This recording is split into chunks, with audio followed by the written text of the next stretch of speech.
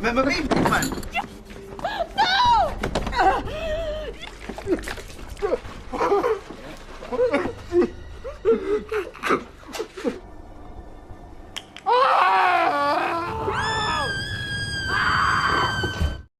The movie opens by introducing a middle-aged couple named George and Sandra. At this time, they both look very happy waiting for their only son, Jimmy, who will soon return home after serving his duty in conflict areas as a soldier from an elite force. Then the story moves to the outskirts of the highway, where a group of robbers are preparing to carry out their actions that have been planned for months. They intend to rob a woman who is withdrawing cash inside the bank, and after the woman comes out, they quickly start the car while wearing a mask and follow the woman.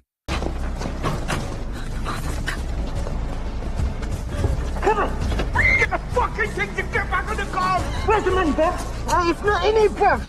In the midst of the robbery, George suddenly passes by and chooses to go down to help the woman, even though it makes him experience violence while trying to stop them. But unexpectedly, George can provide resistance by accidentally hitting one of the robbers to death. Hey, watch me, man! What? Come on! Hey, come on, let's stop, good boy! A few moments later, a detective named Spencer approached George for questioning. But after George gave a detailed explanation, the police instead arrested him on murder charges because his actions were considered not in self-defense. In the evening, the robbers went to the headquarters of their boss named Warren, who is a drug dealer in the area. The three of them then told the failure of the robbery that had been planned until it killed one of them, which turned out that the victim was Warren's younger brother. What the fuck? Not accepting that fact made Warren angry to threaten them. And because of their fear, the three of them promised to find Warren's brother's killer and would immediately finish him. Soon they managed to find the whereabouts of George and his wife after George was declared innocent. And after making sure the situation was safe, they immediately got out of the car and broke into the house. The couple was captured without any resistance from George as before. Warren, who was there, then asked his men to tie them up and afterwards doused them with gasoline. In a state of fear, George asked Warren to release his wife because she was not at all involved in his accidental murder. But because this is an act of revenge, Warren did not care about these words and chose to burn them both alive.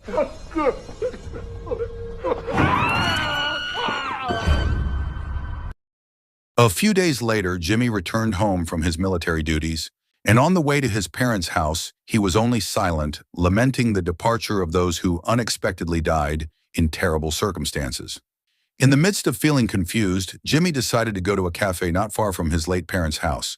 He came to look for clues to a bartender named Terry, who was certain to know the chronology of the incident.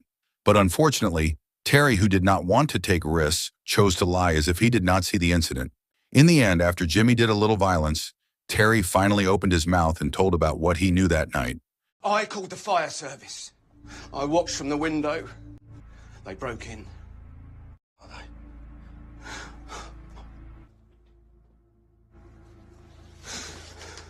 After getting a little information, Jimmy then went to his parents' house in the hope of getting other clues.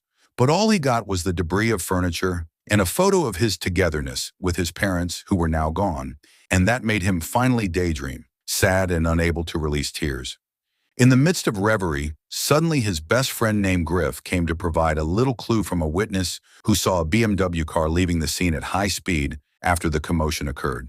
And he also promised to provide CCTV footage to help Jimmy find clues from the robbers who were suspected of being the masterminds behind the death of his parents. You stood his ground? Your old man? The next day after visiting the graves of his parents, Jimmy decided to go to church so he could calm down there. And soon his wife named Morgan came to see him because she was worried about Jimmy's current state. Even the woman asked Jimmy to come spend time at her house, despite the fact that currently the relationship between the two of them is no longer harmonious and will soon have a divorce. A few days later, Jimmy, who was relaxing in the cafe, suddenly suspected two men who were watching him. While on the other hand, apparently Griff had managed to identify the owner of the BMW car at the location at that time, and he immediately gave the owner's name and explained that Warren was the perpetrator who had killed Jimmy's parents with revenge motives. In the evening, Jimmy immediately went looking for Warren, who was exercising in a gym. And after Warren finished exercising, he, who was about to go driving his car, was suddenly hit from behind by Jimmy, who had been watching him for 2 hours. Warren, who didn't know who Jimmy was, then attacked the man until a fight broke out between the two of them.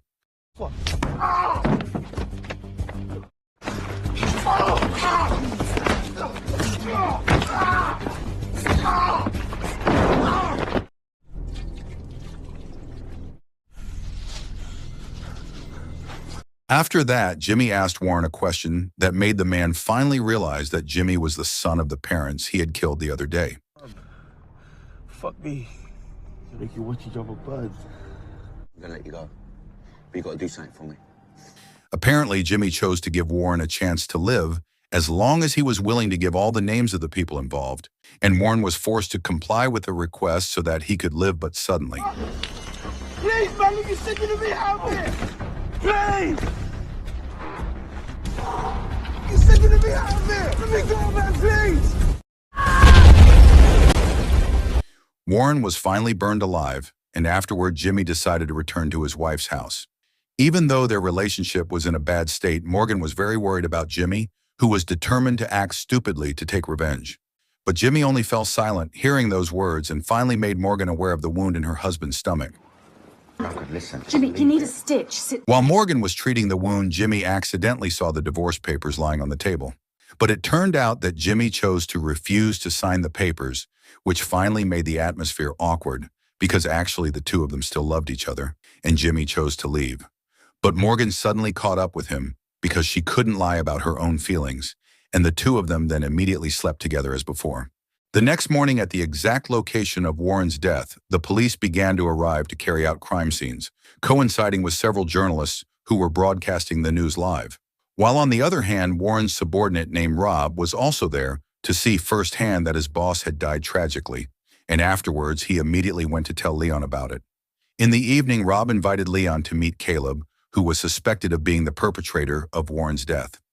At gunpoint, Rob immediately threatened Caleb, but Caleb, who knew nothing, could only explain that he was not involved in the death of their boss. The debate then stopped after suddenly Caleb's lover appeared, pointing a shotgun at Rob and Leon. The both of you. They both decided to leave after Caleb firmly explained that he was not the perpetrator behind Warren's death and also threatened them.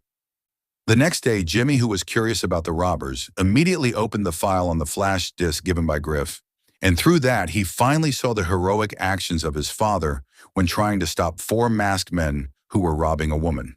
At night, Jimmy, who already knew the names of the 4 perpetrators, immediately asked Griff for help in quickly finding the location of their whereabouts, who were suspected of being involved with Warren. Griff, who doesn't want Jimmy to get out of control, asks him to stop and leave this task to the police. But Jimmy, who doesn't accept their actions, still insists on taking revenge because he doesn't want to let them just end up in prison. Revenge. Necessity. The next day, Jimmy went to see his old friend named Ronnie for help because it was known that Ronnie had connections with illegal arms dealers. Without experiencing any difficulty, Ronnie immediately took him to meet an illegal arms dealer named Trojan, and of the many weapons, Jimmy apparently only took one weapon, a pistol with a silencer. I got him a silencer for that. The revenge operation continued, and at night, Jimmy began stalking a perpetrator named Danny who went out to meet his friends. Until when the man went into the toilet without realizing it, Jimmy was already in there watching him.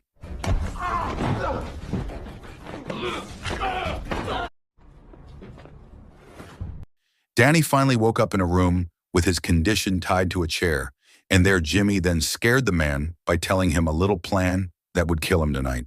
Suddenly heard the phone ring in Denny's pants pocket, and after being picked up, Jimmy immediately threatened Rob that he would finish off people like the two of them for the crimes they had committed. Not just an ordinary threat, Jimmy then took the mortar he had provided, and it made Denny wet his pants because he couldn't stand the fear that enveloped him if tonight he had to die in a tragic way.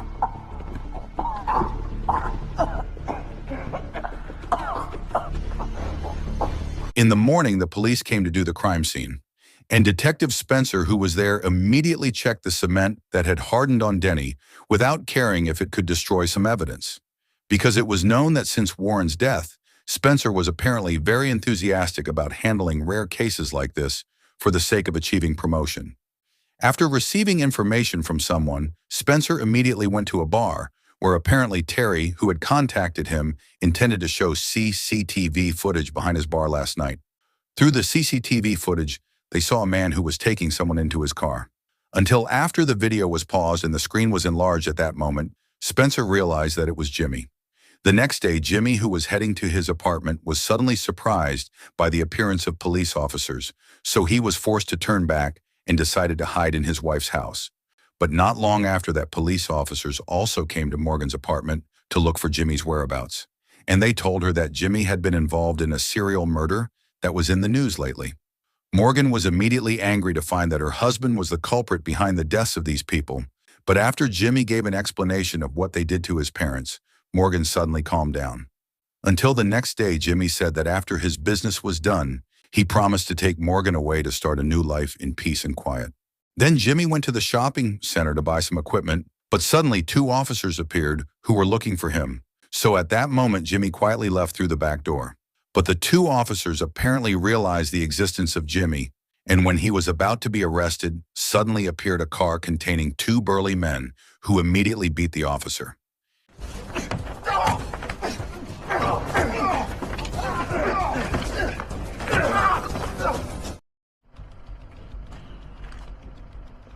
Put the gun down, Vickers. It turned out that the 2 men were the men of Jimmy's leader, named Colonel Leach, who gave orders to bring Jimmy with the intention of stopping the deeds that Jimmy had been making. But after a long debate hearing Jimmy's intentions and goals that would not stop until all the perpetrators were killed, Colonel Leach was forced to drop him off and gave him 48 hours to immediately solve the problem. At night, Leon, who was having fun in the bar, was suddenly given an envelope by a woman containing a photo of Denny, who had died. Of course, it made him scared even more, so he realized Jimmy had been watching him for a long time. So at that moment, Leon also rushed to escape.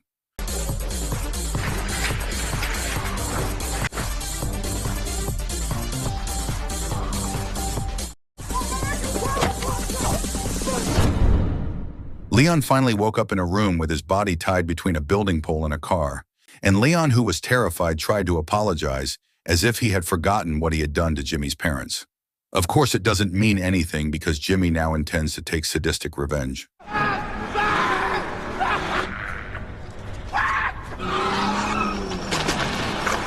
The next day, Detective Spencer was suddenly visited by Colonel Leach, who at that time warned him to stop pursuing Jimmy, who was a trained soldier who had undergone various battles to protect the country. But Spencer, who was really thirsty for office, ignored the warning. Even he emphasized that he would continue to search and capture Jimmy. Elsewhere, a large meeting between officials was seen attended by a police commissioner and also a police inspector, who was Spencer's detective superior. This meeting was held by a military commander named Charter, who immediately gave them an envelope containing Jimmy's complete data and issued an order to stop the investigation into Jimmy because his abilities were still needed by the state to return to being a member of the elite force. Confines of our military infrastructure need him back where he belongs. SAS. While in another place, Rob, who was walking home to his apartment, was suddenly shocked by the appearance of Jimmy, who was pointing a gun at him to force Rob into Caleb's apartment. And there he was apparently used as a shield when the shootout occurred.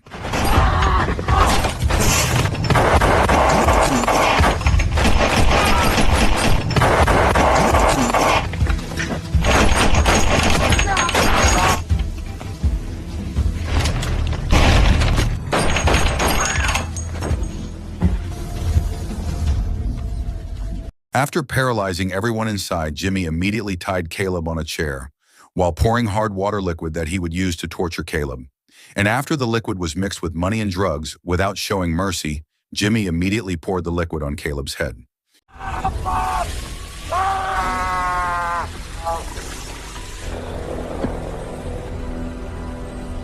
Meanwhile, Spencer, who suspects Griff has helped Jimmy, immediately calls him to talk face to face.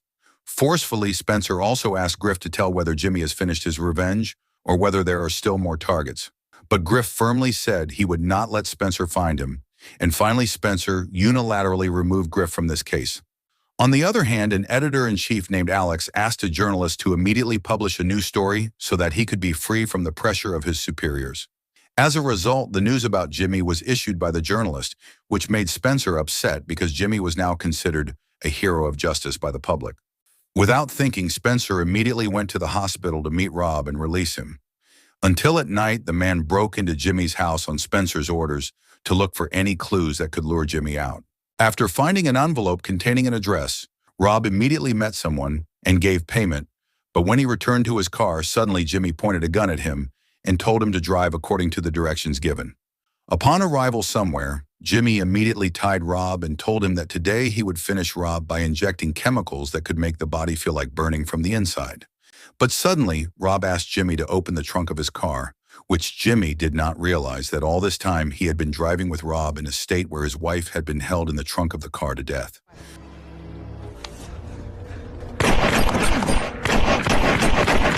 Shortly thereafter, a police force appeared who aimed their weapons to arrest Jimmy on Spencer's orders. And Griff, who was there, was immediately shocked after seeing Morgan, who had died in the trunk of the car, which made him realize that all this chaos came from Spencer, who had released Rob. Of course, the incident made all the police forces instantly angry at Spencer's actions, who recklessly used all means for promotion. In the end, they let Jimmy leave the place, but because he had lost his mind, Spencer, who did not accept the decision of his men, suddenly attacked.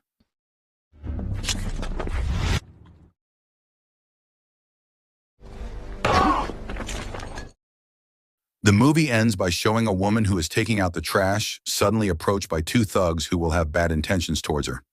But unexpectedly, Jimmy appears with a smiling face, as if to indicate that this is a nightmare for both of them. And after the brutal revenge, the movie ends.